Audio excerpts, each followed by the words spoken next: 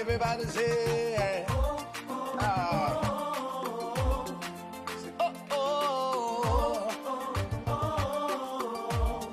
say, how can I express? Hello, lovely people. Good afternoon to you. We have been late, but don't worry. We're live on BWTV, and the program is The Community and the Law. Last week, I mentioned to those of you who were here and those who have had a chance to visit our platforms, BWTV, BWF Solicitors, Facebook, YouTube, and the rest of it. I mentioned that I was going to help you set up your domiciliary and care staffing company for UKBA sponsorship license. And true to that, we're coming your way this afternoon with exactly that. And that's brought to you by BWF Solicitors. Now, today we're going to have a two-part program. First part, we're going to the field to have the experience of doing this. And then we come back in-house to talk with the lawyers and the experts. My name is Recruitment. Welcome to The Community and the Law. Let's get into it together. This is our world. Here we are in our community. There are the laws. There are the regulations. We have BWF Solicitors. BWF Solicitors, experts in all aspects of the law, family law, civil litigation, all immigration and nationality issues, representation in court, marriage and divorce. We pride ourselves to give you excellent legal services and follow through till we get you the right result and decisions. That is our mutual satisfaction. We have a team of excellent qualified solicitors and support team to help you every step of the way.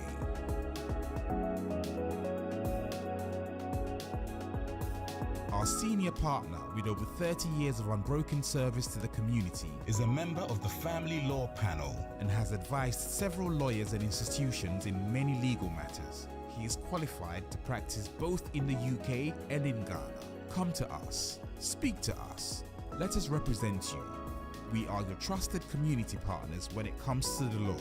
Locate us on the 4th floor of the Anna House, 214 to 218 High Road at Seven Sisters in North London, N15 4NP. Nearest train station, Victoria Line to Seven Sisters Station, exit number 2. We are open for all consultations from Monday to Friday, 9:30 a.m. to 6 p.m. Weekends by appointment only. Call us now on 0208 493 7340 or 077 127 61884.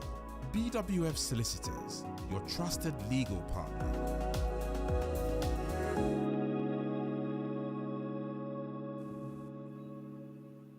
Hello, good afternoon to you. Welcome to another edition of the program, The Community and the Law, brought to you by BWF Solicitors. This afternoon, as I mentioned, we're going to look at how to set up a successful domiciliary and care staffing company for UKBA sponsorship license. And we're going to the field, and we're going to one of the very successful companies that have gone through this and is operating so very well. A good case and example for all of us to follow and also to learn from their experience. We shall also be looking at what BWF Solicitors has and they do for companies that work with them when it comes to this particular issue. But first of all, it's the month of October 2023. We are looking at something pink. Pink in the sense that we are going to focus on the care for our breasts. The breast cancer campaign is going to be followed, and BWF Solicitors is following that. BWTV is also following that. But let's learn something when it comes to the law.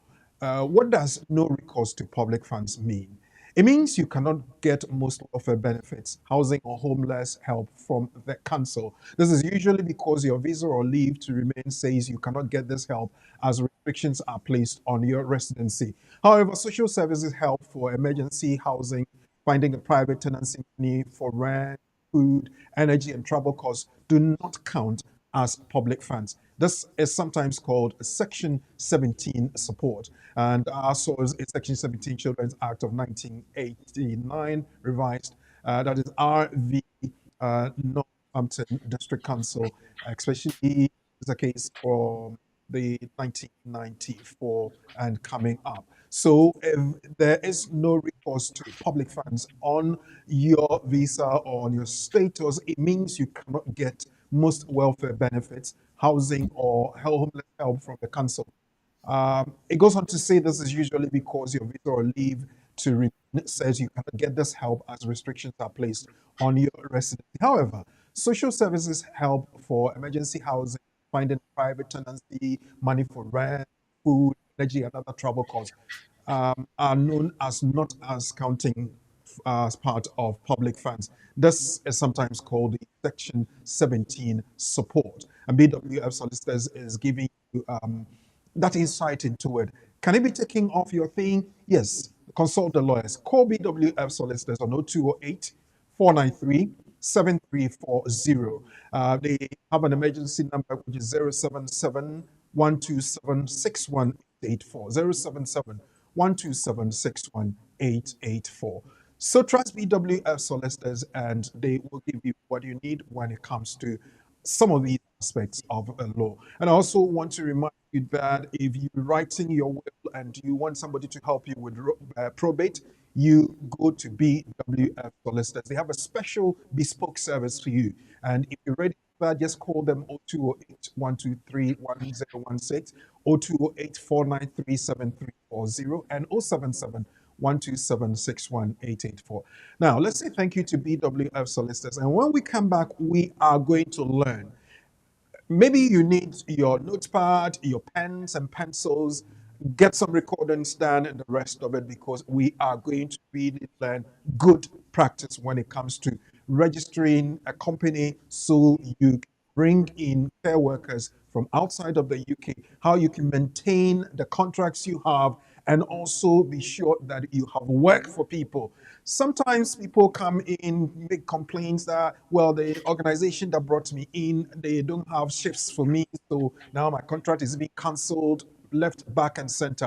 All these things are going to be addressed this afternoon. So sit back, relax, and let's get into it. But listen, get into the whole free of it. Click the like button, share the link, and also click on the notification so that when we put in any content, you will be notified for it. But first, let's say thank you to BWF Solicitors again. Our private client services team is recognized for providing clear and practical legal advice to our clients in the United Kingdom and Ghana. Expert help with will writing, probate, or estate administration. Our will writers and probate lawyers can act for you to obtain grant of probate and carry out estate administration on your behalf. The probate takes place after someone dies. If there's a will, the named executor is responsible for ensuring that the estate of the deceased is secured, assessing its value and paying any inheritance tax. If there is no will, the interstate and inheritance rules require similar responsibilities. Our lawyers offer strategic and practical solutions to the issues which clients face, whether it's in relation to succession planning, will preparation, probate and the administration of estates, immigration and visas, contentious family or probate disputes, administering estates often with inheritance cross-border issues, international trust advice including residence, domicile issues, wealth preservation, a fast, efficient service from SRA-regulated professionals, transparent pricing. BWF Solicitors, let us take care of probate. Right, we are back. Thank you very much, BWF Solicitors. Your sponsorship and your support is very much appreciated. Now, this afternoon, as I said, we're going to learn a lot. So if you are on board, just yourself and I will acknowledge you. But let me first of all introduce, I'm going to one very prominent organization, is the, say, let me put it right. St. George's Care Group, or St. George's Group, I should say. I was going to say St. Bernadette, but let me say St. George's. And I have got two of the directors of the organization with me on the show. I've got Sebastian and Rhoda Solomon, both directors of the St. George's Group. Good afternoon to you. Good afternoon. Well, Good maybe afternoon. the Good first, afternoon, and Rico. good afternoon, sir. Good afternoon. Good afternoon, Rico. Right. And Thank thank you you for very having much. us. Well, yeah, I was going to say something that I've had a lot of chats with this wonderful couple. They haven't seen me in person before. And thank you for agreeing to let us in on your organization's way of doing things. St. George's Group, if you would introduce us to that, what do you do? Right. Once again, thank you. Thank you very much, Rico, for the opportunity and the entire BWF team, the leadership, Mr. Wuso, for having us on the program. Right. And good afternoon to your listeners. Yeah, so St. George's Home Care, the company is actually St. George's Home Care. We're Right. part of a group of companies. Right. Um, the holding company is St. George's Group, and the company operates in diverse industries, of which healthcare is one of our main industries that we operate in. Okay. We started way back after the healthcare part of the business actually started in 2012 Okay. with agencies supplying staffing solutions, and then we sort of added the home care domiciliary part of the business. Right. Currently, we, in terms of location, we spread all over the UK from the Midlands to the Southeast, London included. And we're a very progressive company. We're looking to expand into other areas in the UK as well. So basically, that's what who we are. I mean, we massively invested in healthcare. Okay. Uh, So various, yeah. you spread all over the United Kingdom. Let me find out where are some of the areas? Are you mostly in the Midlands? Are you mostly in London? Are you mostly in Southeast? Where I'm asking this because a lot of people would want to come chasing you and they want to know where you are particularly. Yeah. So we're based in London. Okay. The head office is actually in Kent. So, but our services, in terms of our locations where we provide our services, is North London and the Hertfordshire area, and then Okay. we have a heavy presence in Dunstable, Luton, Milton Keynes area. Right. Um, Maybe either of you can pick it up, but when we say domiciliary care, what are we talking about? Is it just setting up a care home for adults, for children? What? okay, so Rhoda, you want to go on this one? Okay. So basically, when we talk about domiciliary, it's not specific to adults. We can have domiciliary for children as well as adults. And that is within the home care sector. That's separate from a recruitment agency. Right. Yeah. So if you set up a home, does it mean that people have to live in the home or your services extend to where you visit people in their own homes? Yes, I think with the domiciliary care of things, we actually visit people in Okay. their own home. So we don't bring them into our premises. We're actually visiting them in their providing the personal care in their homes, not bringing them into our premises. So it's the other way around. So that is what domiciliary care is really about. So your business is to identify care workers, you send them to people's homes, take care of their needs. Do they live Yeah. with them? Yes. There's an aspect of domiciliary care that is living. So depending on the requirements of the client, some clients require 24 hours care, Okay. and they actually the requirement states that we have to live with them. So that is another side of domiciliary care, which we call living care. Right. Where do you source your work from for the benefit of the ordinary person? How do you get your jobs? Is it something you put on the advertising market, or you work with councils, hospitals, or any other thing like that?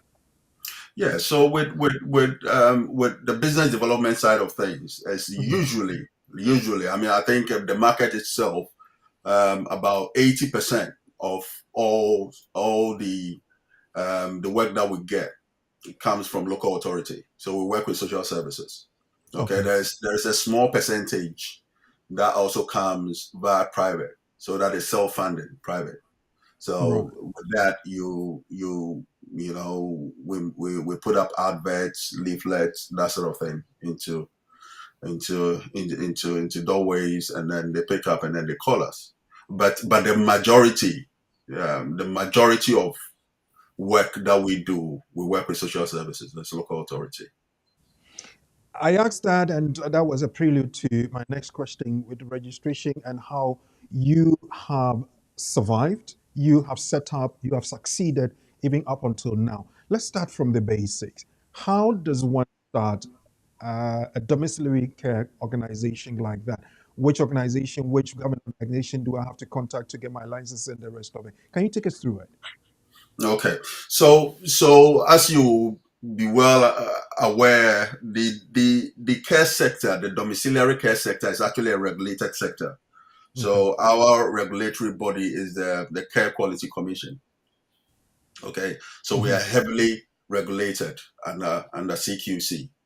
Okay. Set up a care company, a domiciliary care company is fairly straightforward. It's just like setting up any other business. For somebody who hasn't done it before and is new to the industry, of course, it has to come with a degree of, you know, that passion and really wanting to operate in the sector, which is very, very important because um, it is not the sort of industry that one can really take lightly. It's very, very important because you're Mhm. dealing with people, Right. and we're dealing with vulnerable adults. So you've got to really be in a place where you really want to operate in the sector.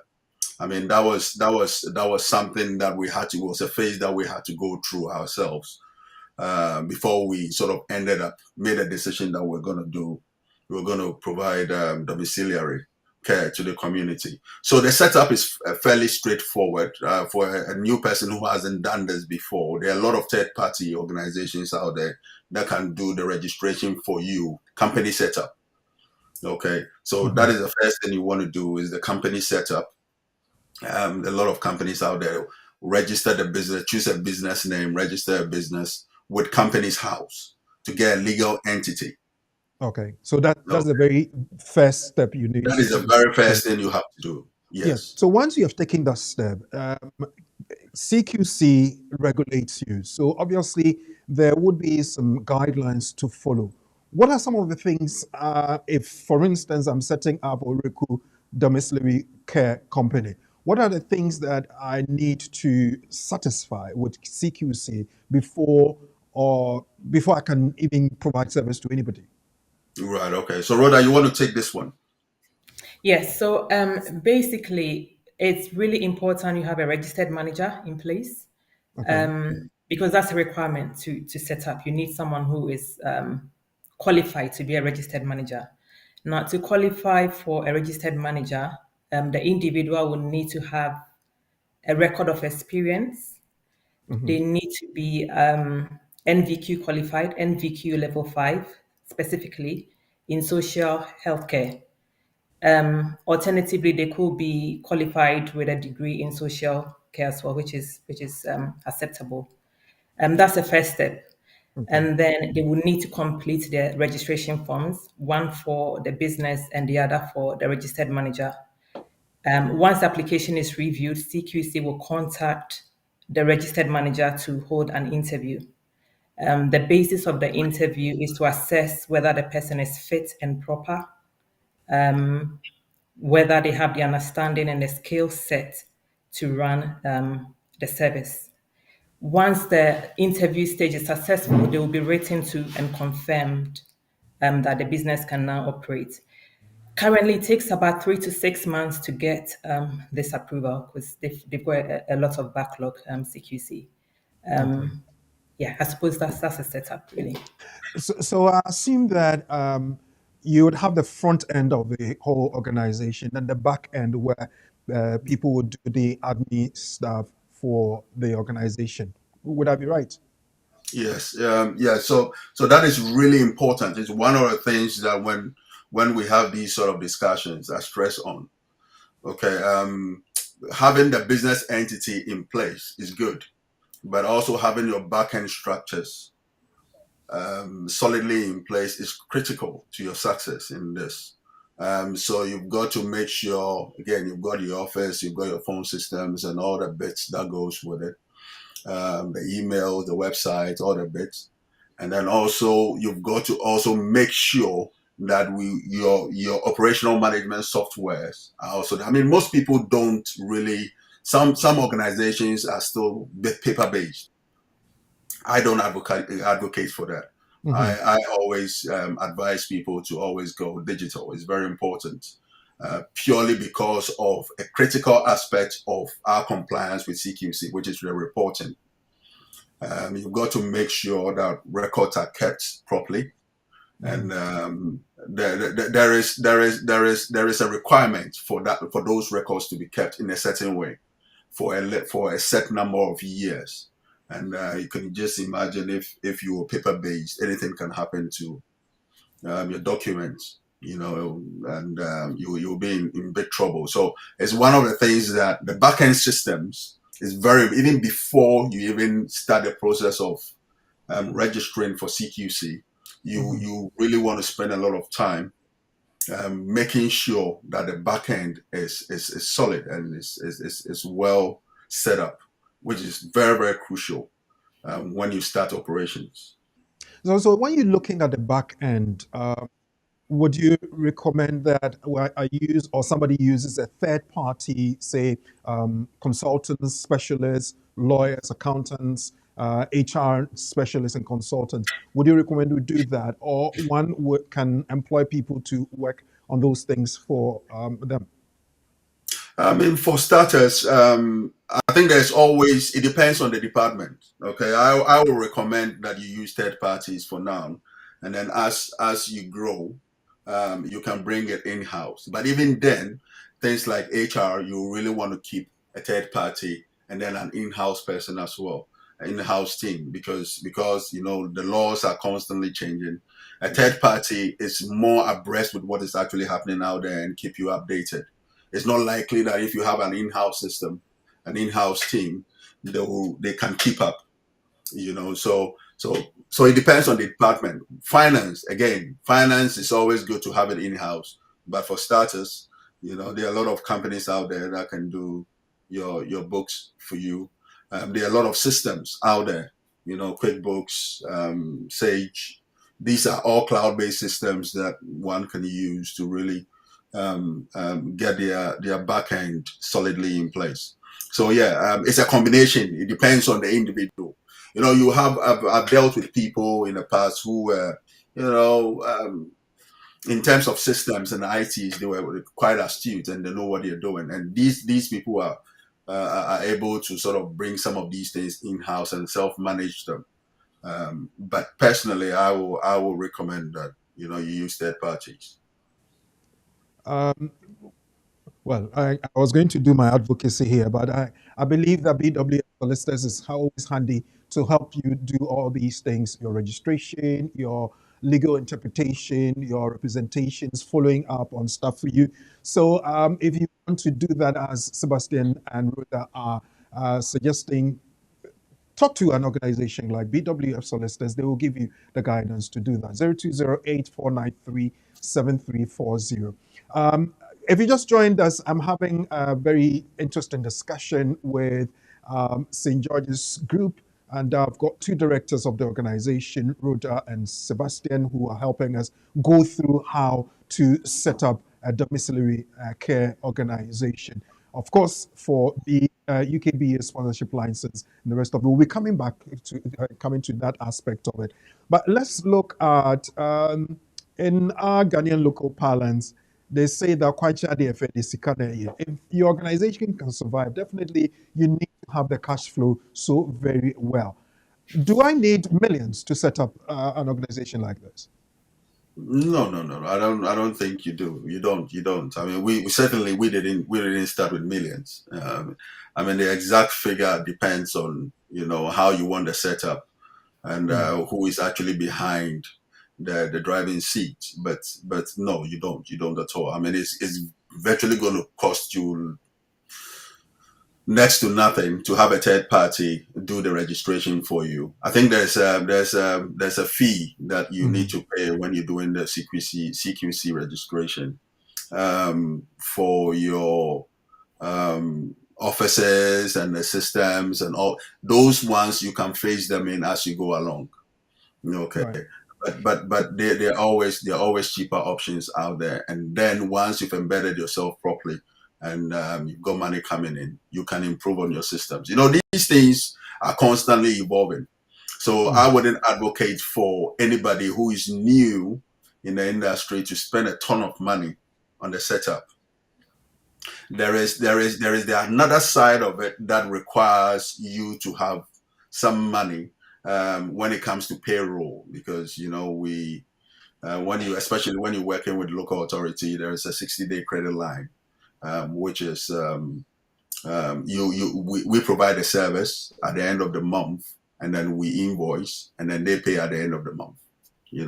And these things sort of it depends on the local authority. Some local authorities are very good; they pay on time. Others, just like any other client, there's a bit of a delay, and you might want to speak to your bank if you're properly set up. You have banks that can give you overdraft facilities Okay. to be able to do that, to sort of go over those hurdles. But no, you don't need millions to set up a domiciliary care business. So an organization of the magnitude of yours, for instance, you would have a lot of workers you pay at the end of the month. I presume that your cash flow is quite healthy. Yes, I mean, we get in there. I mean, we really have to, we're really pushing ourselves to make sure. Listen, at the end of the day, a lot of sacrifices have been made over the years Okay. to bring us to this position. And for somebody starting out, you need to know that it's a journey, and you've got to take it one step at a time. But yeah, there's a lot of help out there. The third party organizations that can give you invoice discounting and that sort of thing. So there are options. There are options. If you're starting out, there are options. Let's look at having set up. I've satisfied all the CQC regulations and procedures. I've sought contracts and I've won them with councils from the private sector and the rest of it. How do you recruit to fill these vacancies that you have created, to take care of the people you are to provide care for? Right. Okay. So traditionally, what we've always done in the industry is to do direct recruitment. So we place adverts out there, and people respond to those adverts. You could use your website. You could use third-party job boards. There are a lot of people also. I know companies who go canvassing. They go canvassing and getting people in, and it's always been a very difficult path. Mm. The healthcare industry traditionally has always had massive shortages. So Okay. for years we've suffered with massive skills shortages. And then the staff turnover in that sector is also very high Right. because of various reasons. I mean, that is why the introduction of course that actually included care workers it's a godsend. It's really important for serious players who really want to do well. This is a massive opportunity for businesses that really want to scale up and provide their services to really do that. It gives us the opportunity to do that. So yeah, traditionally it was always by direct recruitment. We using job boards and people actually walking in referrals. I mean, we thrive a lot on referrals as well. Right. So the introduction of this specialist organizations and skilled worker route, the certificate of sponsorship to be able to bring in care workers to help cater for that need. nobody can say that, well, I can just readily get up, go to Ghana, pick up somebody and bring that person in, go to any other country, pick up somebody, bring that one in. It needs to be, one, well regulated, two, to be able to do it right, so you have the right type of personnel to provide that service. What have you been doing? What are the rules?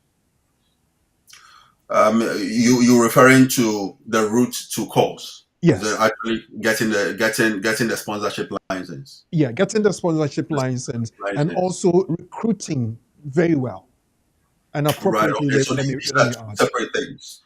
These are two separate things. Mhm. You first got to. I mean, when we started, I'll share our experience. When we started, we made a conscious decision to work with third parties. Okay. With BWF solicitors, Mr. Wusu.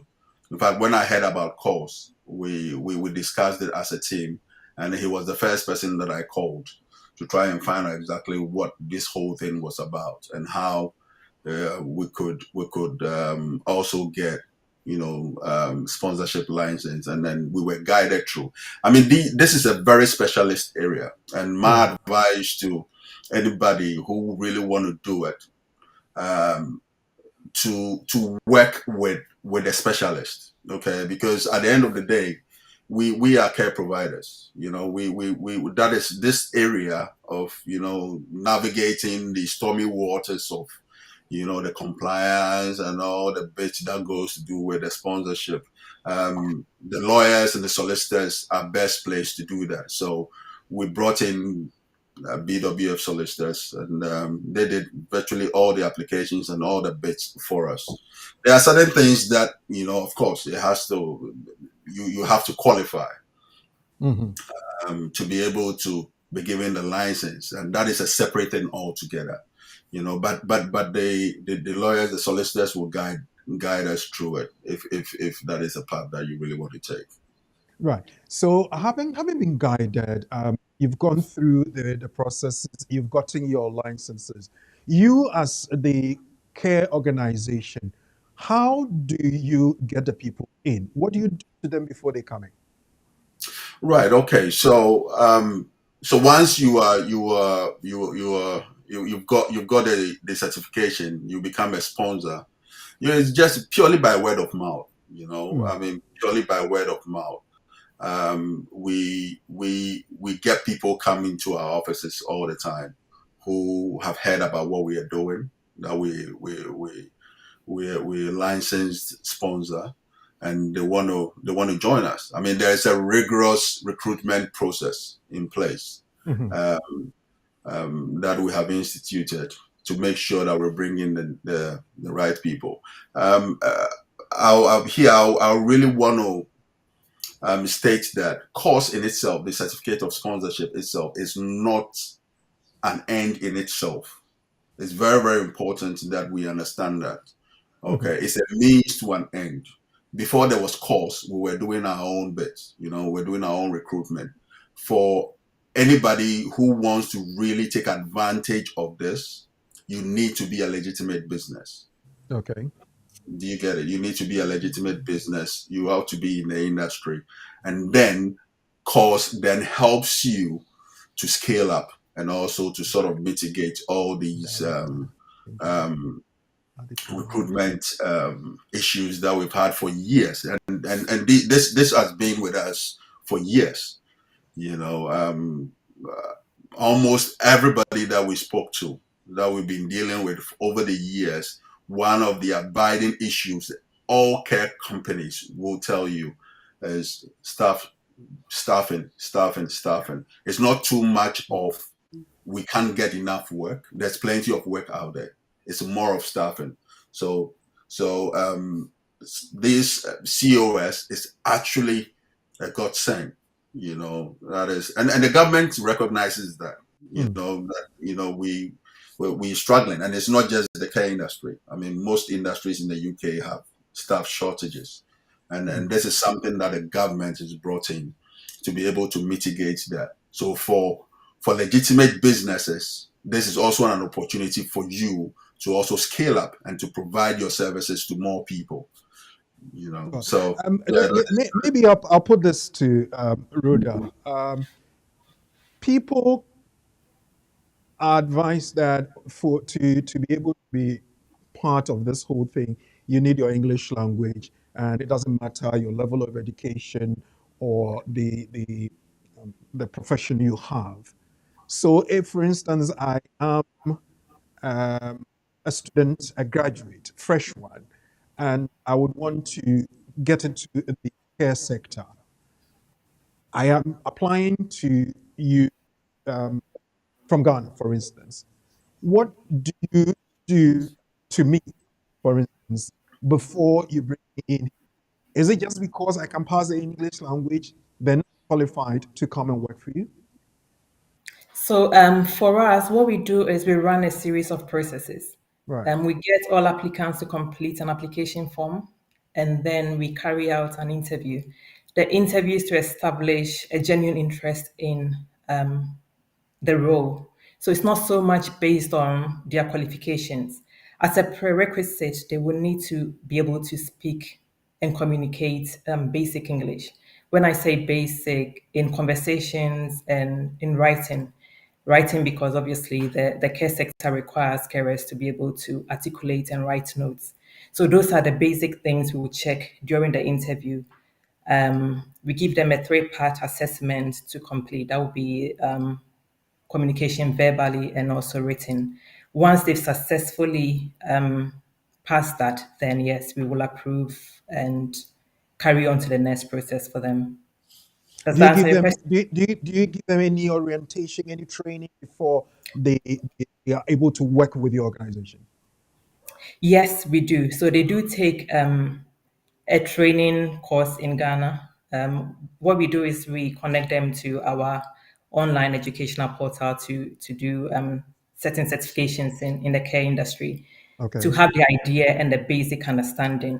Once they arrive in the UK, we do go over a 12-week comprehensive induction and orientation, including on the job training. So that Okay. means that if anyone were to come in and they haven't got specific care experience, it's not really important in the sense that we provide the The training, training for them. ongoing Okay. shadowing until they're able to carry out the duties. There's this concern going around in the community. People are saying that um, organizations have brought them from outside of the UK. Now they don't have shifts for them to do. They don't have work for them. Some are having their contracts terminated because there's no work for them to do. You mentioned earlier on, Sebastian, and maybe Rhoda, you collaborate that this is a sector that has always had the need for people to come into work. So how come people are not having it? Are they doing something wrong? yeah. I mean, I would say, you see, it depends on who is really behind the driving seat. Okay, Mm, as business, as a business, there are different departments, there are different aspects of every business. You've got your back end, your admin, the finance, the operations that actually goes out there and deliver the service. But most importantly, business development, which is marketing, business development, bringing in the business. I mean, is the only business, there is the only department that makes money. mhm. Okay, so I think where a lot of companies are sort of falling short is they take their eyes off business development. Yeah. There is plenty of work out there with local authorities. Listen, we have local authorities that are begging us to take on packages. And the story is the same almost everywhere you go. But then you've got to go knocking. It's not going to come falling on your laps. So we need businesses. The people in the driving seats need to actually be out there reaching out to local authorities and going on tenders, completing tenders, winning these tenders, and then getting the shift in. I mean, it's really straightforward. There is no science to this. You've got to be able to get out there and get a business because it's out there. The opportunity is out there. I would knock on the door of this borough, this council, they will give me some work to do for a certain period. Now, when it's done, it's done. I don't have it anymore. How do you sustain the contracts you have? You mentioned somebody must be in the driving seat and keep the person has to keep their eye on the ball. But how do I sustain that? How are you doing it? Because I know you have vacancies. Yeah. So for us, like I said, I mean, we actively, we as the directors and the whole team, is we have a whole department that is set aside that sort of liaises with local authorities to bring in these businesses, bring in the packages. Most of the contract that they give out, they have the award. Normally they award contract for a number of years, 3-4 years. Okay, there are frameworks, and then you've got the spot purchases as well. So the spot purchases would be, it's like you're not really on the framework, but then they will call on you when there's a requirement. So with local authority, there is nothing like they've given you work and the job is finished and I haven't really got anything else to do. They usually give out these contracts on frameworks 4 or 5 years, and then at the end of the contract, you've got to again this is where when you've got a good team in place that is constantly keeping their eye on the ball, they're able to roll that thing forward because the local authority is not going to give you contract and then at the end of say 4 years, at the end of the contract, they're just going to walk away. No, they expect you to put in another application. Okay, some of it is a rolling contract, so automatically some local authorities it is a rolling contract, so it will keep on going. But then they will even notify you if if it's coming to an end. You will know if it's coming to an end. I think where a lot of people make a mistake is that I've got this contract for 4 years. They take their eye off the ball, and then the contract elapses, and then oops, I haven't got anything else to do, and then now they go chasing more work. They have strict guidelines within which they operate. So when the tender process is over and they've awarded contract, they can't then bring you in. You have to wait for another 4 years. Do you understand? Yeah. 4 or 5 years. So I think that is where a lot of people are struggling. So having somebody within your team that is constantly looking out for more work. And it's not just one local authority. Nothing states that you have to work with one local authority. You have to work with various local authorities. And their contract cycle comes in different dates, So for us, we're working on about 3 or 4 of them at the moment. We've just won a couple of them due to start. We already have quite a few that we're working on at the moment. So we're constantly evolving and then, bringing in more work. That is how we're able to maintain these. Could it be that company A has won a contract and has got a job for 10 people and may have recruited more than 10 people? So then when all the excess of 10 people come in, the others don't have jobs to do and they may have to ration them. Could that be happening to people? Yes, it could, but then again, that is where you've got to make sure you're working with multiple local authorities. You see, so you're not sort of nesting all your eggs in one basket. You've got to be able to work with multiple local authorities. So if local authority A hasn't really got enough work for you, there's something coming off local authority B.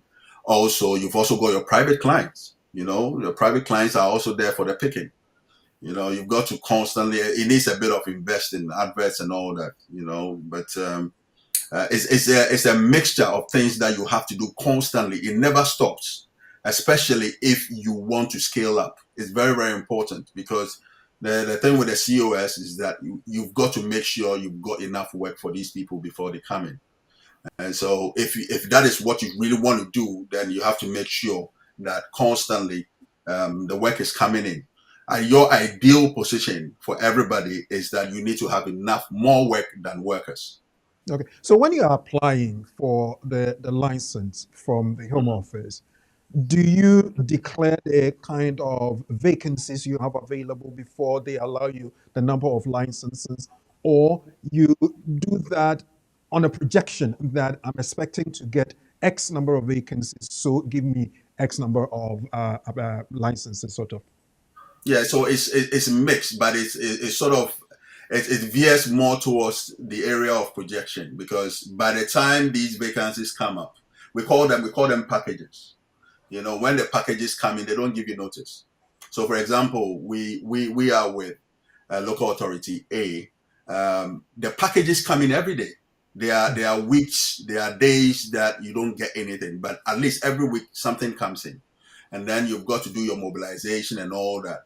Okay, so for us, you constantly, with domiciliary care, unlike other sort of sectors, you constantly need to be able to see who you are working with, be able to map out the way things are in terms of the packages that come in. You need to be able to study the trend, and then you have to be able to project what your requirements will be in about 2, 3, 4, 5 months time.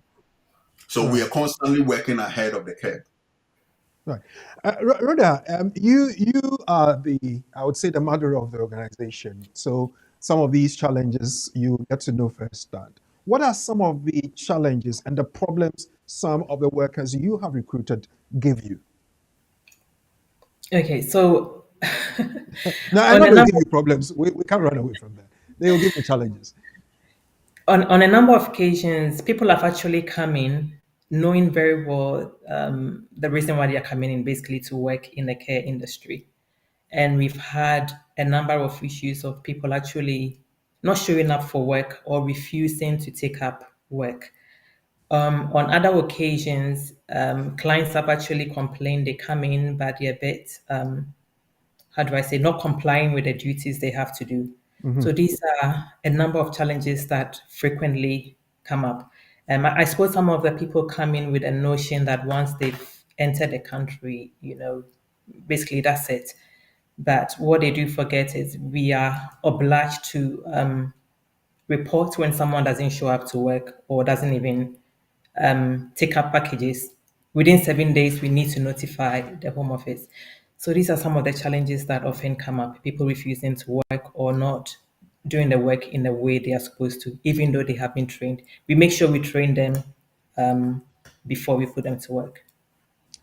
Have you had the occasion to terminate anybody's contract? We have had to on a few occasions. We have to we've done that on a few occasions. Reason being that upon several attempts to get them to work, either they haven't shown up, responded to several messages, emails, telephone conversations, and all that. They haven't responded, attended the office for meetings. Basically, we haven't been successful reaching them. So, on that basis, we've had to cancel a number of contracts for non-compliance. A very blunt question. Do you have vacancies? Can anybody approach you directly? We can be approached. It would depend also on a number of factors, whether the person is flexible to work in certain locations. So we do have vacancies, but they do spread. For instance, we've got vacancies in our Midland service location as compared to the volume in London. So it depends whether applicants are flexible enough to move around. It depends. It all depends on the location. I know definitely you have some incentives for people who would want to go to areas out of their neck of the wood. For instance, I'm in London and you want to take me to, say, Milton Keynes, say to Birmingham, those areas. Do you have some incentives that would make me decide to move? Yes, we do. First of all, within um, we do assist with the relocation package in terms of accommodation. Okay. Yeah, contributing towards the accommodation to incentivize people to relocate or to move out of their location. We also do provide enhanced rates. It depends on obviously the role we are putting the person to, and let's say Yeah, it depends on the role. I would say it depends mostly on the role we are putting the person to, and the need for them to relocate will call for an additional incentive by way of enhanced rates or bonuses. Can I ask that you provide us with some contacts for yourselves? So if anybody would want to learn of your good practices to set up an organization like yours, they can contact you, or maybe I want a job and I would want to contact you to kind of help. What are your Yes. contacts? Sebastian, could you give the contacts, please? Yeah, I think Oracle. So what we would do is anybody who wants to contact us to go should go through Bernard. Okay. Through It's easier BWS for solicitors, us right? to to go through Mr. Wusu. Well, Um, don't worry, I'll provide a number. The number is even on the screen now, 0208 four nine yeah. three 7340, or you can call 077 I know Sandra will put that in the chat on the various social media platforms that we are on. So the advice here is Sebastian and Rhoda are saying if you want to contact St. George's Group and have very good use of their best practices, contact them through BWF Solicitors. Now, say the number is again 0208 493 7340 or 077 Before we round up, I will give both of you the chance to tell us something, an advice to people who would want to follow your trail or people who would want to take advantage of the care worker route as well. Right. Okay. So I'll go first on this. Yeah. I mean, the care. My advice to everyone who really wants to get into the industry is the care sector is a rewarding one, not just in terms of finance, but in other areas as well. You know, it's a sector that is really robust, and if you're really interested in becoming a key player in the sector, the opportunities are endless. You know, there's help out there. I mean, companies like ourselves are able to provide a certain level of guidance and consultancy to help you in your journey. So yeah, that would be my advice to everybody. With course, it is coming at a good time. The major issues that we had, that was staffing, is being mitigated by the introduction of course. So I believe that the future of the industry is very bright, and anybody who really want to be a serious player in the industry is welcome, and the opportunities are endless. Rhoda, Okay. So what I will also stress on is the need for compliance. I think it's a really big deal. Most more organizations don't seem to take it so seriously until something happens. So I will stress the need for anyone who wants to be successful to invest in the compliance. It's really important. Your vetting processes, your keeping on top of best practices with CQC. They can knock on your door at any time for inspection, and it's really important. You're on top of your policies, your regulations, and all the necessary employment law that you need to comply by. Is really important. So, please take note. thank you very much. I know we can go on and on and on, and if I allowed people to phone in, you'd have tons of questions coming your way. But as you have mentioned, if you want to follow their footsteps, use the third parties, and especially talk to BWF solicitors who are ready and have the experience and the know-how to help you through that. So call BWF solicitors 0208 493 7340 or 077 Rhoda and Seb, thank you so very much for your time.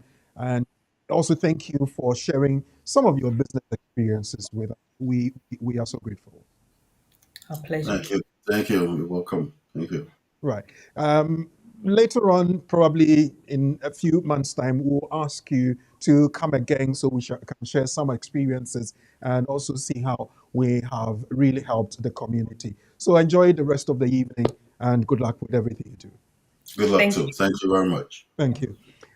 Sebastian and Rhoda Solomon, directors of St. George's Group, were my guests for the first half of the program. We're going to go into the same topic, but now we're coming home to BWF solicitors, and Lawyer Charles Asma will be on hand to help me answer some of the technical questions that need to be answered and addressed, and also look at some of the employment issues that people have raised. Some have complained that their contracts are being cancelled. Some are saying that they're not getting jobs to do. Can they report to the organization that brought them in? What happens to these people? What happens to the organization and the rest of it? BWF solicitors, thank you very much. But before then, let's see some of the people who have been online and have been contributing to the discussion. I know the classroom has been very busy. Sandra Fraser says good afternoon to you. Good afternoon to you, Sandra, as well. Tilly is on board. Thank you, lovely family. Tilly, you say. Nanaji, my senior minister. Tilly is calling you. Najima was online. I've seen him. Good afternoon, everyone. And I said, so the next one here says that Abigail Osemensa, where are you? Tilly is calling you. I know Abigail has come up on. Good afternoon, Wimpini Adam, to you as well. We have Sparkles Shines Bright, St. George's Group. Thank you. It means that you were following the discussion so very well. Thank you so very much. We have Apps Sound Akrobi. The intelligent man is here. Special greetings to you, Honorable Reverend Dr. Bernard Weisman, Esquire. Oh, my days. A lot of titles, and well, we're moving on. Bernard Weisman responds, Apps Sound Akrobi, greetings. That is good. Rosalind Chiwa who says so. The next one here says, good evening, family. Margaret Adumen Santamagi. Yes, good evening to you. How are you doing? I know everything is fine at your end. If you have a question, just put it in the chat. We're taking a break, and we'll come back. We'll be coming back with Lawyer Charles Asma. Now, I remind you, BWF solicitors, your trusted partners when it comes to the law. 214-2218 on Tottenham High Road, sorry. Fourth floor of the Anna House. They work Mondays to Friday between 9:30 in the morning and 6 p.m. in the evening. The number on the screen, you can contact them 0208-493-7340. When we come back, you can also text us or call us on 07399 208-468, 07399 or you send it a WhatsApp or a voice note 07950-422-780. It's the community and the law. We'll be right back. This is our world. Here we are in our community. There are the laws. There are the regulations. We have BWF solicitors. BWF solicitors, experts in all aspects of the law, family law, civil litigation, all immigration and nationality issues, representation in court, marriage and divorce. We pride ourselves to give you excellent legal services and follow through till we get you the right result and decisions. That is our mutual satisfaction. We have a team of excellent qualified solicitors and support team to help you every step of the way.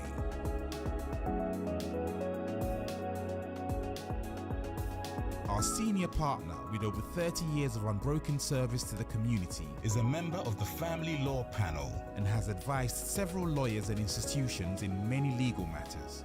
He is qualified to practice both in the UK and in Ghana. Come to us. Speak to us. Let us represent you. We are your trusted community partners when it comes to the law. Locate us on the 4th floor of the Anna House, 214-218 High Road at Seven Sisters in North London, N15 4NP. Nearest train station, Victoria Line to Seven Sisters Station, exit number 2. We are open for all consultations from Monday to Friday, 9:30 a.m. to 6 p.m. Weekends by appointment only. Call us now on 0208-493-7340 or 077-127-61884. BWF Solicitors, your trusted legal partner.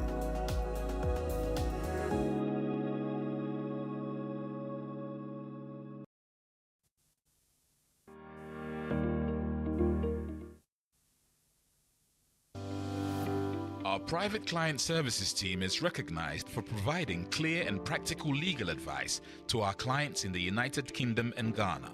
Expert help with will writing, probate or estate administration. Our will writers and probate lawyers can act for you to obtain grant of probate and carry out estate administration on your behalf. The probate takes place after someone dies. If there's a will, the named executor is responsible for ensuring that the estate of the deceased is secured, assessing its value and paying any inheritance tax. If there is no will, the intestate and inheritance rules require similar responsibilities. Our lawyers offer strategic and practical solutions to the issues which clients face, whether it's in relation to succession planning, will preparation, probate and the administration of estates, immigration and visas, contentious family or probate disputes, administering estates often with inheritance cross-border issues, international trust advice including residence, domicile issues, wealth preservation, a fast, efficient service from SRA-regulated professionals, transparent pricing. BWF Solicitors, let us take care of probate. Yes, it's been a very interesting discussion. I see that Kwekubwa being on the show says that, the platform, I should say, says that great show today. It's always been great, Kweku. It's always been great. Anyway, we back in the studio, and as I said, the next segment we're going to have our brother and well, this time I can confidently talk about my learned friend, lawyer Charles Asma. Lawyer Asma, good afternoon.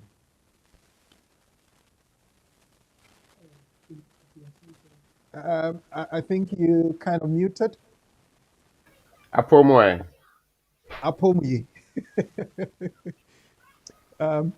The last week somebody mentioned to me that he thought I could speak Fanti and was asking whether I come from that part of the country.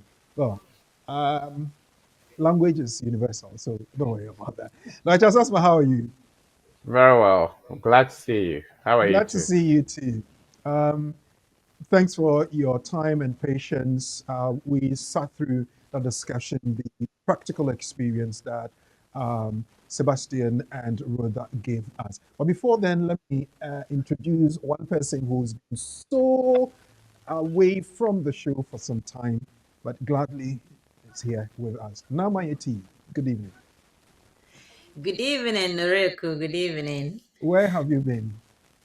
I've been around, currently out of London, but it's just been here and there, but I've been around actually. And first of all, I do greet all the viewers and listeners watching us this time. And I know you miss me. I also miss you, but family matters, and sometimes it's very difficult to come on Saturdays. But let's see what the Lord's got for us from today go onwards. So probably you might be seeing me more time this time around. And yes, I believe so. Well, maybe I should announce that it's very possible she'll be in the driving seat next week. Anyway, now we were, Charles, well, let me quickly deal with on this issue that we talked about, and we'll come to some of these technical things. Now, we were discussing the practicalities of getting people to come into work in the care sector with Sebastian and Rhoda. Now, one of the things that I know people have to do is to pass the English language. What is entailed in the English language test that people will have to pass? Or you muted yourself. Correct. Sorry, I didn't get the question right. Can What you? I mean, what I was saying is that one of the conditions for anybody to have a certificate of sponsorship or a contract to come in and work here in the care sector is to pass the English language. What is entailed in the English language? Yes. So basically, it's called the IELTS, and we have IELTS general training, and then we have IELTS academic. The academic is purely for those who want to pursue their career or come into UK with the nursing route or route. And the IELTS general is those pursuing care or health and care or health assistance, that aspect also to come into the UK. So with the English language at B1, they are required to write 4 different skills. That is speaking, listening, reading, and writing. And specifically, let me emphasize on that. When you want to use it for UK, there is one particular link that you have to use, which is IELTS General Training UKVI. If you leave that aspect of it, you might pass the IELTS all right. Even if it's academic, you might pass it even at level 8 or 9. But without the UKVI, you cannot use it for UK visa and application or visa purposes. So with the speaking, sorry, go on. Yeah, you're talking writing, then speaking. That was what I was coming to. Speaking, what do you have to do? How different is it from the writing? Right. When it comes to speaking aspect of the IELTS, is the expression, first of all, the confidence on the language, how you express yourself, and how you can understand when somebody asks you a question, how you can cohere with the ideas that you have to respond to the question that is being asked to you. So it can even be just introduce yourself with a speaking, but then if you are not able to introduce yourself categorically, like you have to know where you start from and where you end, you might realize you've even spoken a word, but it doesn't really make sense to the person listening to you. So it's all about communication, that one can understand the concept of what you are saying to the person. And if I may go further, the speaking aspect really relates to the workers or those writing with this skill. When they come in, why is it important? Wherever you go, you are required to speak to someone. And if somebody speaks to you or you speaks to someone and there is no understanding, there will not be any communication. So that is what it is. You should be able to speak to someone, understand and what the person is also saying, then respond to what the person is saying. That is all about. Well, then there's the reading bit of it. Why do people have to read? I just have to communicate. I just have to get people to appreciate what I'm saying and also appreciate what they are saying. Why do I have to read them? Okay, let me limit this the reading skills to the care route or care route. Those people coming in as care workers. Let me just limit to their discipline. So when it comes to reading, when you come to look after a vulnerable person, there are so many aspects that make somebody a vulnerable person.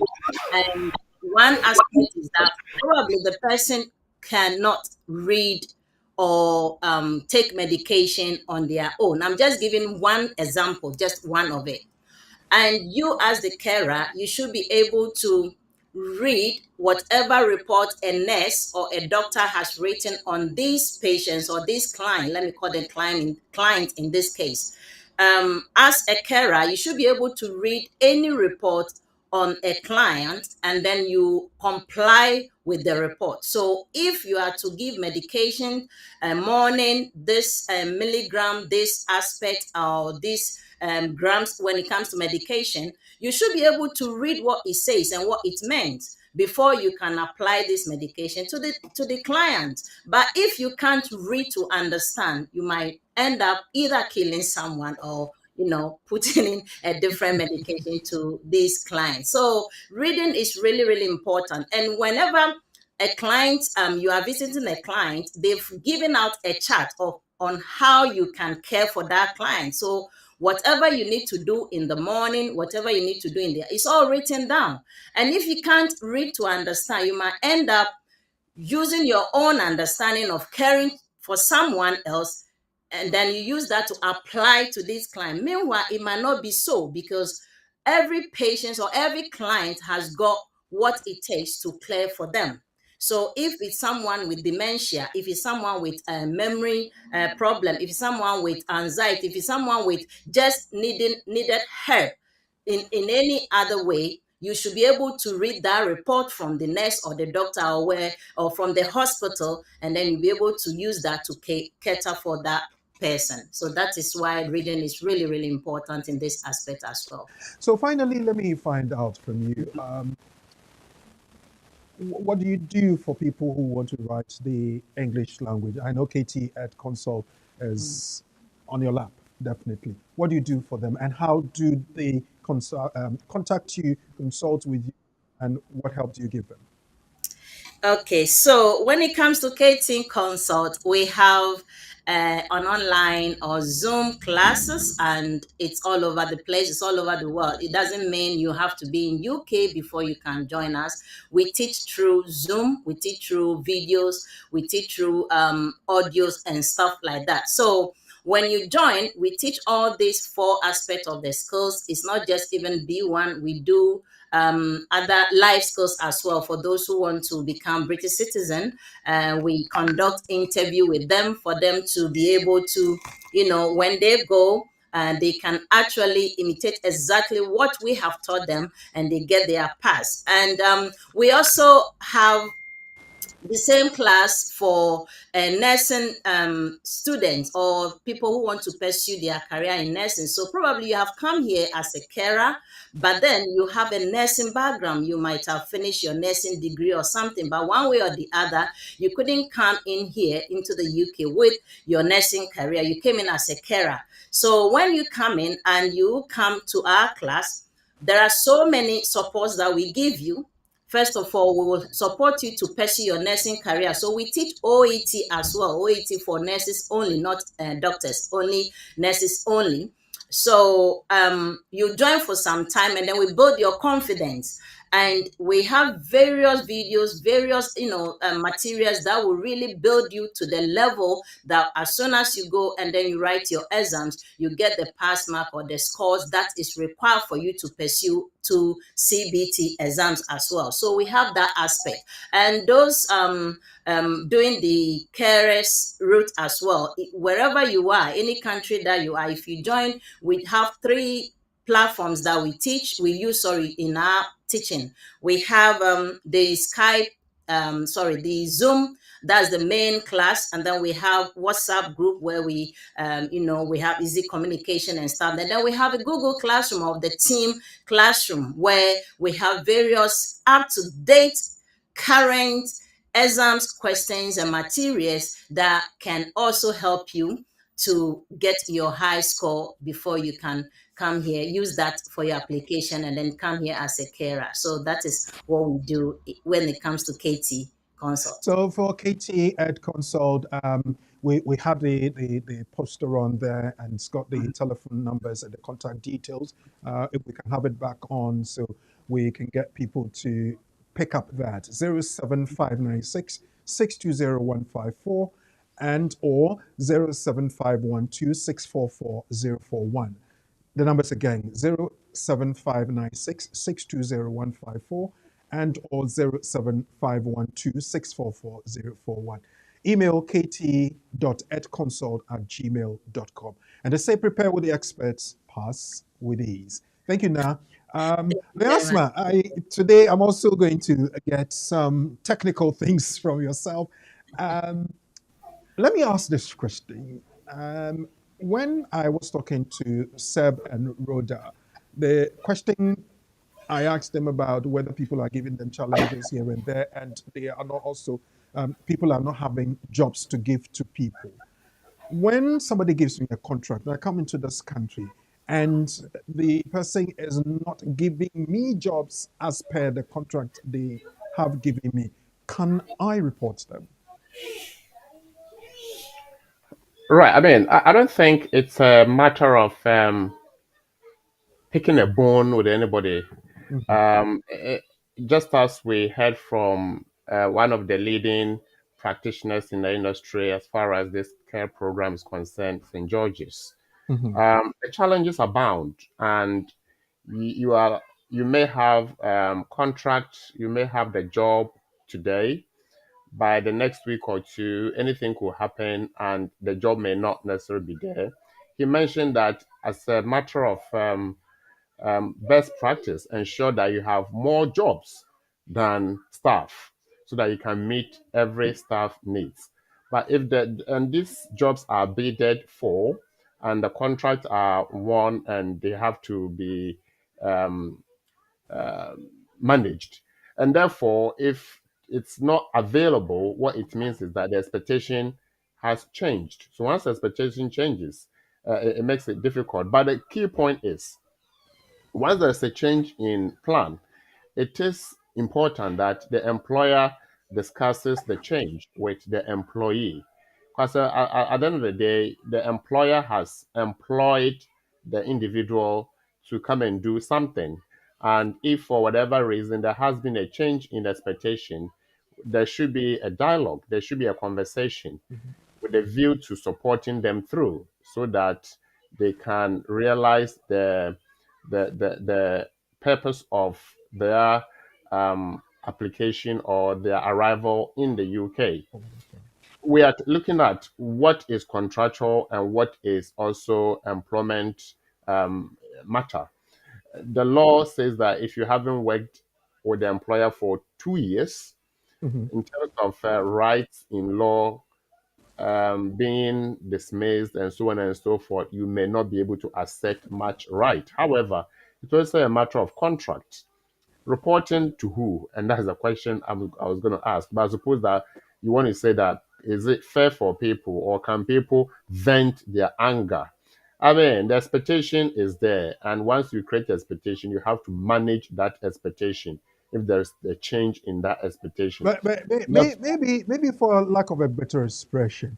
Now the person's giving me a contract to work a certain number of hours. Then I'm not giving that amount of time to work, and I'm desperate. What do I do? How do I remedy the situation? That's what I'm saying, that the employer has to have a mitigating plan in place. Mhm. Have a conversation with the employee that there has been change in circumstance, and as a result of that, the expectations have changed. However, we are working hard to remedy the situation, and therefore, in the interim, this is the plan. Employers could also look at having a buffer because at the end of the day, the person wants to work and be paid and to be able to meet their daily essential needs. So if it's a case of, for whatever reason, they cannot be able to work enough hours and therefore they cannot realize the income required for the week or for the month, some employers will have a mitigating plan in place so that instead of they work, let's say, 20 hours or they work no 0 hours for whatever Mhm. reason, but at least in terms of helping them to meet their essential needs, if it's a matter of conversation, it's all right, you know what, I'm going to meet you halfway in terms of your salary or wage whilst we go through the process so that they are also happy and everybody is happy in that sense, and that is how we manage that. Well, the other bit is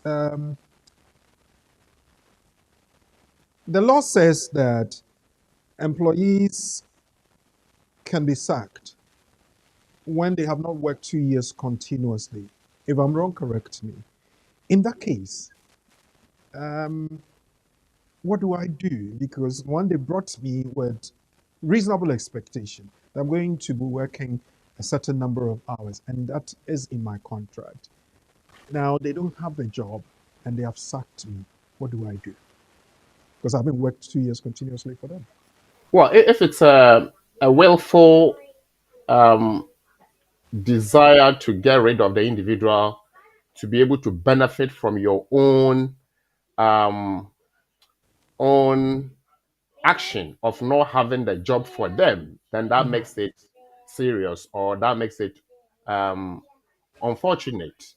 But I suppose they are not sacking them because they don't have a job for them.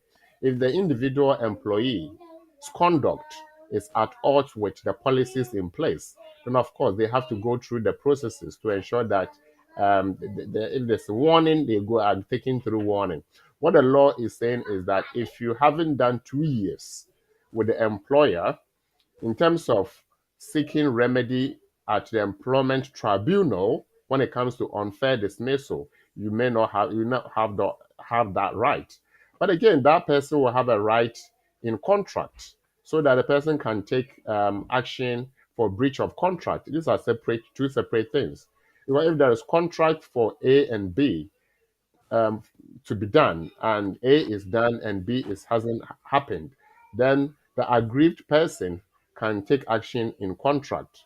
But because the aggrieved person doesn't have full rights within the Employment Rights Act 1996, the person cannot take action when it comes to unfair dismissal.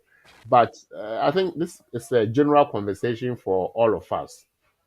We have seen um, St. George's come on the platform indicating us how they get on with their practices. And we are looking at sharing the best practice, and that is why they came on today. Mhm. You see, you manage expectation for yourself and for the individual that you are recruiting. It has to be a mutual benefit, a mutual responsibility. And therefore, you do not shirk responsibility and blame the other party for this or that with a view to avoiding your side of the bargain. But if there are plans in place and those plans are not moving according to plan, you discuss with the individual. But of course, if the individual has failed in terms of their in terms of conduct or in terms of performance, you take them through training, you let them do what they have to do. Yes, there's gross misconduct where they have gone against what is expected of them, be it statutory or within the employee's code of conduct or practice. Then there could be summary dismissal. However, what ought to be done is that dismissal ought to be fair, so that if it's a matter of investigating, you do it. But you are not asking the person to leave and frustrating the person simply because you know you don't have the job and you have recruited the person and the person wants to work and you are finding a way to get rid of. That makes it unfair. And that is when, if the person really want to take action in contract, of course they can take action. But it's something that ought to be managed. And this conversation is important because much as we want to ensure that the community is supported, our local businesses thrive, and so on and so forth, the local employers also have to ensure that the side of the agreement is fulfilled so that there will be no recourse to anybody complaining in one way or complaining in the other way. And that's all about how we manage the expectation. Well, I would want to come to what BWF Solicitors does for people who would want to, one, set up their own domiciliary care organization, or take advantage of what is available now and apply for certificate or sponsorship. When we approach BWF Solicitors, what do you do for us? So there's initial assessment. The individual will say, I own a care business and I seek to recruit people locally or from abroad. Right. And therefore, I want to make an application for license. What we'll do is to carry out the due diligence to ensure that they meet the requirement. Because there is a requirement to be met Mhm. in terms of your management system, in terms of your activities over the last 2 or 3 years, in terms of your contract, the job itself, and so on and so forth. What shows that you have the contract to be able to employ people? All these are part of the due diligence processes or assessment that we carry out with the individual. And once it's obvious that the person meets the criteria, application is put in and consideration is made of the application by the Home Office so that they are issued with the license to be able to recruit from in country or out of country. We also, some organizations will say, I want BWF to manage my system. We have what we call management information system, Mhm. because it doesn't end there. We have prior, during, and after. So prior process will be making sure that you meet all the criteria. During means that you have everything it takes to be able to make the application. Mhm. And post is once you have made the application and you've been granted the license, how to ensure that you protect the license in terms of compliance. How do you manage the staff? How do you ensure that the staff follow the relevant provisions of the laws in the country? How do you ensure that the individuals who come in have the intention to actually come and work? How do you ensure that you are not using it for something else? All these things. And even how do you ensure that the individuals that you have recruited, you're able to manage them properly? So your staffing, your HR management system, and all that are crucial, and they are very, very important. Well, we're talking to Lawyer Charles Asma from BWF Solicitors. Earlier in the show, we spoke with St. George's Group, where they took us through the very practical things that they do when it is that they've set up the care organization, what they do in their recruitment. They advised that we use third-party organizations, and especially they recommended BWF Solicitors, which obviously I endorsed.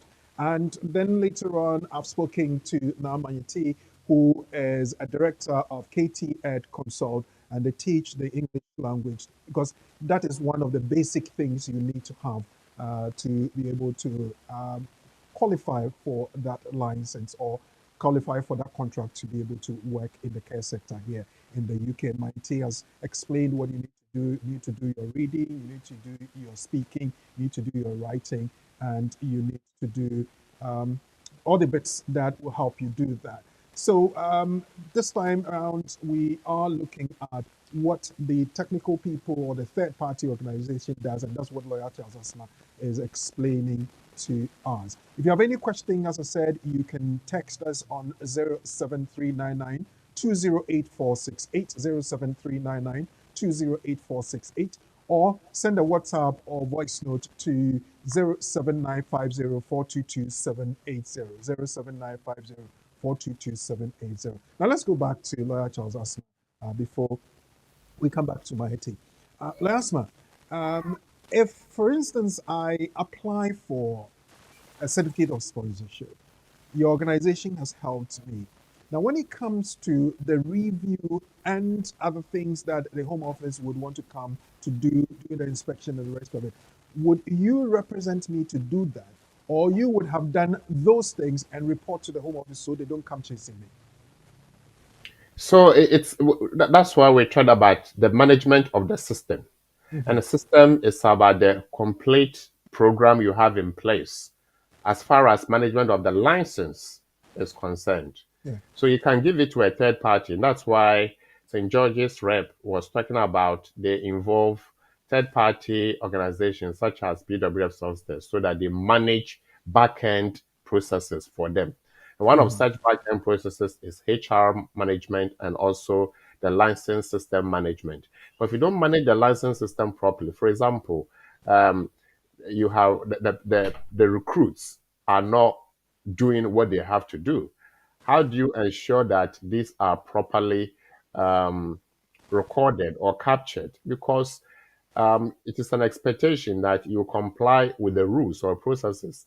And the Home Office will also do compliance checks or visits. So if they visit your organization or they carry out online compliance check and things are not in place, it is then the case that you have not done what ought to be done properly.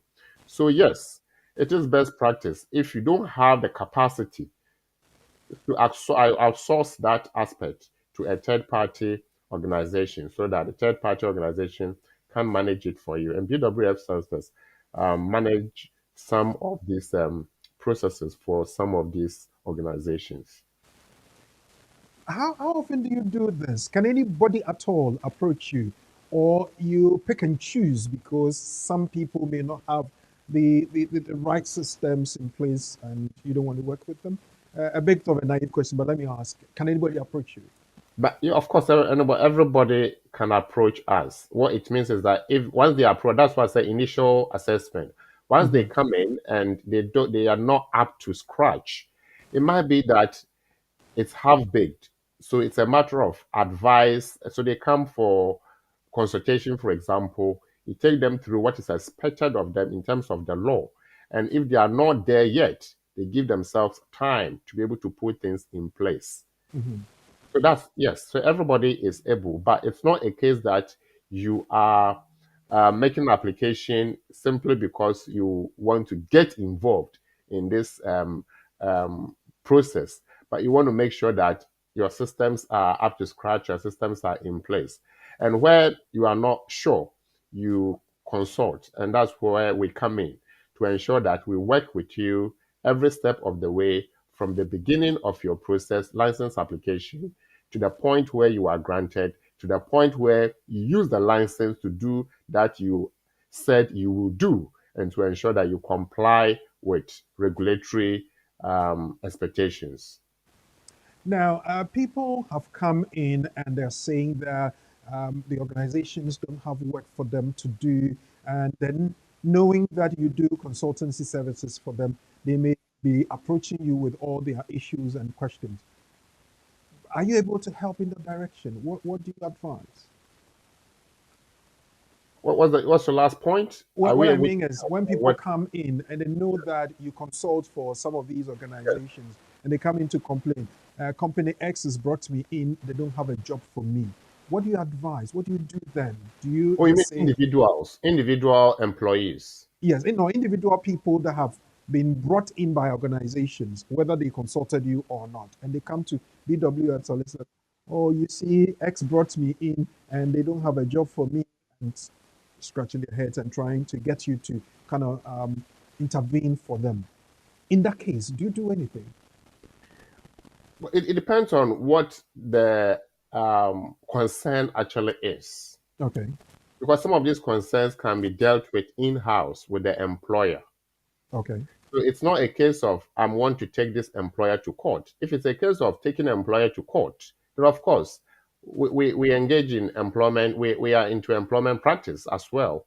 And therefore we can represent the person at employment tribunal. But you are not coming to complain to a lawyer as you would complain to a Busia Penny, for example. Yes, you are coming to complain to a lawyer because you have a case. And if the lawyer assesses your case and thinks that there's no recourse in law, the lawyer will advise you that take it up with the employer, and the employer will be able to manage the expectation for you. If it's a case they don't have a job, speak to them. When will, can you start? And so on and so forth. Because mind you, if, for example, you have not done 2 years, there's no remedy in law as far as employment remedy is concerned. But if the person has done 2 years and the person is being dismissed unfairly, then we can intervene. It's also a case of letting the person know that if there is contractual expectation, then they can speak to them how their side of the contract or bargain will be fulfilled. As I said, it's a matter of conversation between the employer and the employees. But you see, the employer has upper hand, and that is where we expect these employers to be up and doing, not to shirk responsibility when it comes to the push. Because then what it means is that people feel neglected and people feel that expectations are not managed properly. And we want to help and support the community. So it's a matter of these employers. And we heard from St. George's, Sebastian and Rhoda, how they manage such expectations. And we also expect that these employers can share best practice among themselves so that we'll have less and less reason for people to complain. Well, before we go on, there's a question and a concern on the platform which I want to bring to your attention to do that. Uh, but let me, before we go to this one, let me ask this. Can people approach BWF solicitors for work to say that I am interested in the care worker route? Can you help me? Can we approach you? Right. We are not a recruiting employer.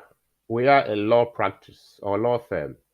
And therefore, if you come to us that I need a job, generally we'll tell you that we don't offer jobs.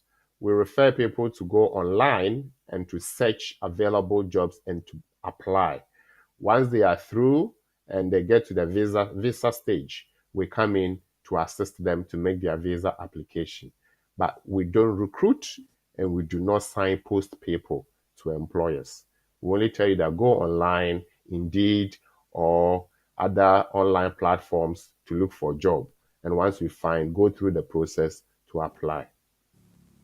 Okay, so now, Mighty, there are a couple of questions on the platform I'm going to pick. Then, when I've done that, maybe there were some that were left over from yesterday. You can bring that in. So, I'll take one and give you the opportunity to take one before we do quiz. Thomas Shakilus Ado Townsend says that I'm a student, I'm a dependent, and my partner is a student. Please, do I have to have a degree before I can switch as a dependent? Because it seems people are confused about this. And can you please educate me about this? It was one of the things we discussed last week, but once Lawyer is here, I'll ask him to give it some attention. Well, Right. So, the individual is seeking to apply onto the skilled worker program. That's the starting point. You have to meet the criteria, and such criteria include English proficiency test result. Other the test result is a conversion from overseas qualification to UK equivalence by way of ECTIS assessment. It used to be called NARIC. Now we call it ECTIS. So ECTIS can certify your overseas degree certificate for you to see if it's comparable to British standard. And they will usually say you have C1. C1 is the highest, one of the highest. And therefore, if you have C1, it means you have the proficiency. If you don't have overseas degree as a dependent of a student and you want to switch, then you have to do the English language test that my sister Na was talking about earlier. So you can do IELTS, CELT program. So we have what we call approved providers. So the qualification should come from an approved provider. So the CELT Consortium Group, Language Cert, Pearson, or Trinity College London. So these are the approved providers. And once you approach them, they have different levels. They have B1, they have A1, and a range. And therefore, they will listen to you what you need it for and give you the training. We also have KT Consult available. They will guide you through. But the answer to the question is yes, you need to show English proficiency at the right level before you can apply to switch as a dependent of a student to skilled worker program.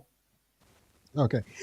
This one here, before I go to you now, it says, does a letter of invitation need to go through a designated agency in the UK before sending it to Ghana, or you send it straight away with the supporting documents? Also, if I'm not the one sponsoring the visit, do I have to attach my financial statements and pay slips? I don't know whether it's a follow-up to a question, but it's one of the things on the platform. Does a letter of invitation need to go through a designated agency in the UK before sending it to Ghana, or you send it straight away with supporting documents? Also, if I'm not the one sponsoring the visit, do I have to attach my financial statements and pay slips? Laura, did you get it? Right. Okay. So you are seeking to visit the UK. You need to have invitation to whoever is inviting you over. There are people who do not necessarily need invitation. If you have your money, you want to visit the UK, you can just book your accommodation, book your flight, and prove that you will return. It's not the invitation that matters, but the fact that you will return to the country that you are coming from. So does the letter of invitation need to go through a designated agency in the UK? No. Letter of invitation is letter of invitation. Somebody is inviting you, and they are giving you the word that yes, they are inviting you. So it comes to you. It doesn't have to be approved by anybody. And the question again is, do you send it right away to the supporting document to the individual? Of course, that's what you have to do. Now, if you are sponsoring the person, that you are a sponsor. So you are saying that when the person arrives, the accommodation is on you, feeding is on you, and then you have to show that you have the means to be able to take care of that responsibility, and so that the person does not have recourse to public fund. And that's where you, the sponsor, will have to show your financial standing in terms of bank statement and pay slips, and also accommodation evidence, tenancy, or mortgage papers if you own the property. And of course, the size of the property.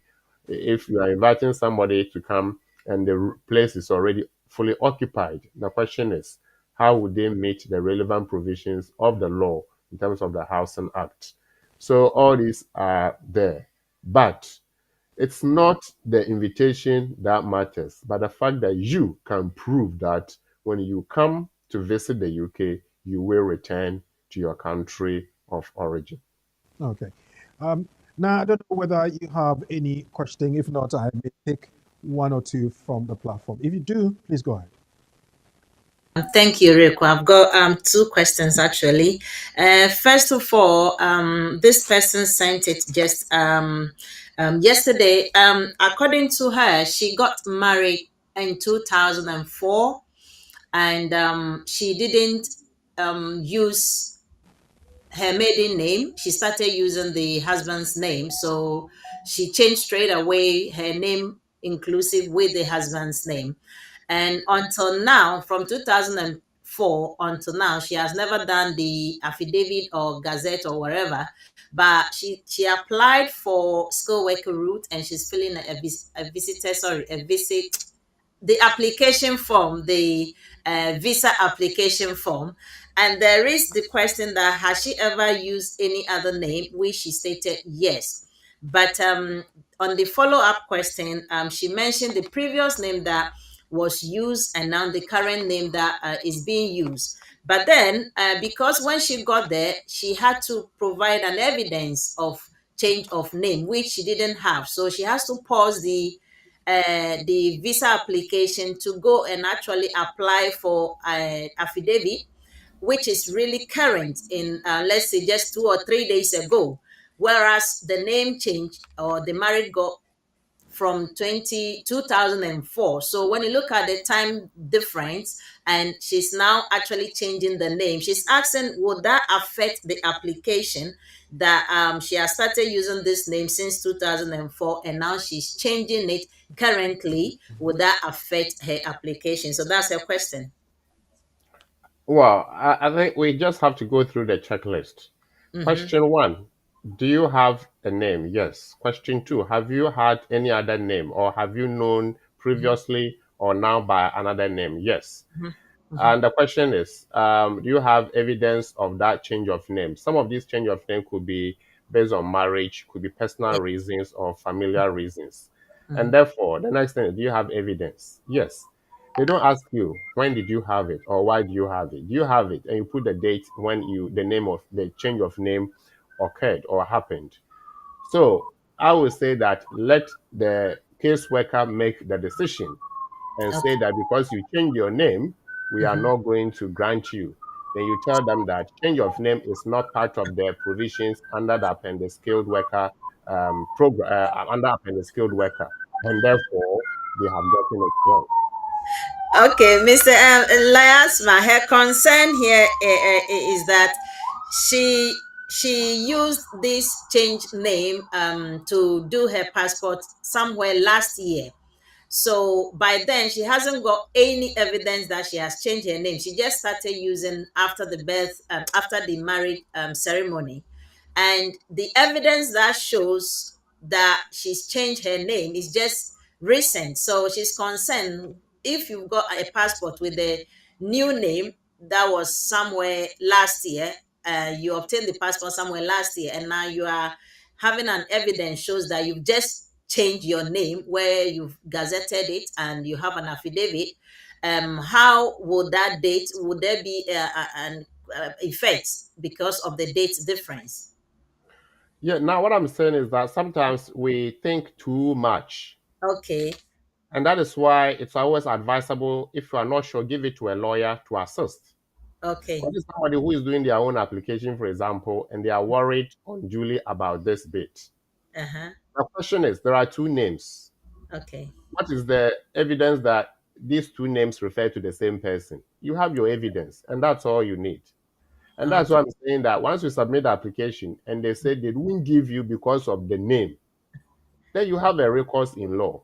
Okay. There's no rule under the provisions which says that somebody has changed their name and they have evidence that is not previous but current, you should refuse them.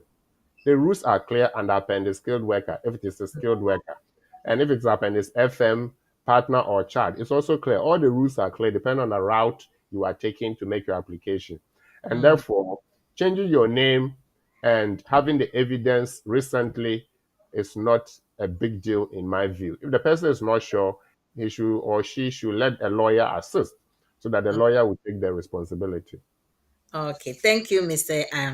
Lawyer Charles Asman. The next question is, he got married. A EU person, he got married last summer, I think, before the Brexit. But he's renting or not rent, it's a lodging somebody's house, somebody's council flat. The person actually has relocated to Ghana and he's actually occupying these premises. He wants to go and bring his wife, but he hasn't got anything, his name either on the tenancy or anything at all. And he's asking, is it still possible to use that address since he hasn't got any? He's lived there, I mean, for the past 6-7 years, but he hasn't got anything linked to that address. Is it possible to still use that address to invite or apply for her wife to join him? Sorry, Is it EU? EU, yes. But you see, that this person lives somewhere. Mm, So even if he's not using it to make an application, he should be mm, able to say that I am either a tenant or a mm. lodger or a landowner. Okay, So one of these three should apply, and there should be paperwork to support that. all Let's right. assume that in the past it was just verbal. He's paying his rent, but it was just verbal. Now that Yes. he wants to formalize it, why don't you tell the landlord to give you what you need to prove that you are a tenant? Then you can add that to your application to show that your wife, when she comes, has a place Mm, to live with you. It's not the number of rooms because your wife can share the same bed with you. So even if it's a shared accommodation, you can go to the post office, get a tenancy agreement form, mm, and tell the landlord to sign their portion for so that you can use it to prove that you are a tenant. If they can't give you a formal tenancy agreement, the post office style is there. okay. Okay. Yeah, I'll let him know. I think Orekwa, let me stop here. I've got one more question though, but if you can only allow me, then I can go ahead. But if not, I think I'll reserve that for next week. I think we've run out of time, so Yes. we would have to probably shelve that and bring it on the next Thank you. show. So sorry about that, but time and tide, they say waits for no man. We can be exceptions to the rule.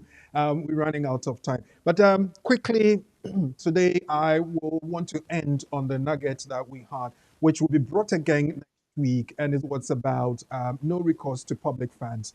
And it said that it means you cannot get most welfare benefits, housing, or homeless help from the council. This is usually because your visa or leave to remain says you cannot get this help as restrictions are placed on your residency. However, social services can help for emergency housing finding, private tenancy money for rent, food, energy, and other travel costs that do not count as public funds. This is sometimes called the Section 17 support. Now, keep that in mind. Next week, we'll be coming back to that to have a look at and some detail. I believe that we may have, again, Lawyer Charles Asma to help us unravel and unpick those things. But before we go, Lawyer, let me give you a moment to put some details of yourself and BWF solicitors across so that people can contact you when they have to and when they are in need of legal services. Over to you, Lawyer Charles Osman. Thank you very much, viewers and listeners. We are happy to have met again on the platform to learn. And today's conversation is very crucial. We have one of the best practitioners in the industry as far as this care program is concerned come to share best practice with us. and they have told you that their work wouldn't have been the best if not for the support they receive from BWF solicitors as a third party. And therefore, they have made a recommendation, and I'm adding to that recommendation that whether you are an employer seeking prospective or whether you are already on it, whether you are individual, please do not hesitate to contact BWF solicitors. Our offices are opened every day, Monday to Friday. If I say every day, every working day, 9:30 to 6 p.m. You reach us 0208 4937340. And if you want to speak to any of the lawyers, today I am your guest, I suppose, for the day. You can reach me on 07947636037. We also have our emergency line. If you go to our Facebook platform or our website, all available information materials are there. You can reach us anytime, any day, and will be available to assist you in any area of law. We cover employment, we cover immigration A to Z, we cover dispute resolution, including debt claims, contractual breaches, we cover wills and probate, and we also are into Ghanaian law practice. Those of you who have things in Ghana and you are seeking to do it from here through a lawyer, we are able to assist with that. Of course, family matters, be it child arrangement, be it divorce, be it post-divorce matters to do with sharing of property, what we call financial settlement or ancillary relief. We do all that and we'll meet you every step of the way. Thank you for making time with us once more.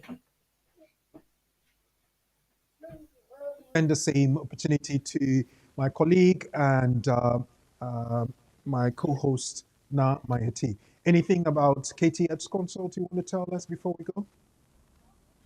Yes, Oreku, thank you. Registration is still on. If you want to join us, don't hesitate. Just send a WhatsApp message that I'm interested to join the class on the numbers written underneath the poster. That's 07596620154. And we are happy to support you all the way. When you join the class, it's just one-off payment until you build your confidence to pass the exams. And also, let me chip in this.